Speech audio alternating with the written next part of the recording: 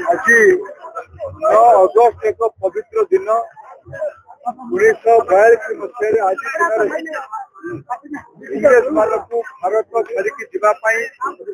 एक निर्णायक आह्वान करा तत्कालीन राष्ट्रीय नेतृत्व द्वारा 9 अगस्त से क्रांतिर दिन ये देश प्रेमर दिन ये उत्साह दिन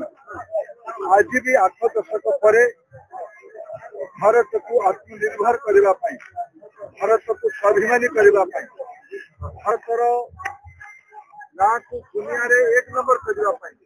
लोक मान एकत्रित होगापी पड़ो से प्रधानमंत्री नरेंद्र मोदी आह्वान कर विकसित भारत विकसित ओडिशा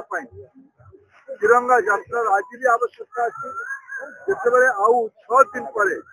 आम देशर 79 स्वतंत्रता दिवस मनइबा से समय यार प्रासंगिकता आहरी बढ़ुची आज जो भाया भाव वैश्विक स्थिति अच्छी भारत निजर अर्थनीति को निजर लोक को निजर युवक मान स्वास्थ्य को सुरक्षित करने आउ एक जन आंदोलन आवश्यकता अच्छी स्वदेशी आंदोलन आवश्यकता ब्रह्मपुर गोटे उत्साह सहर गोटे उद्दीपनार सहर युवा स्पंदनर सहर नुआ विचारधारार सहर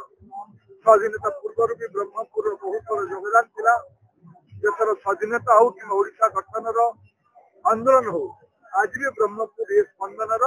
प्रमुख केन्द्र हम।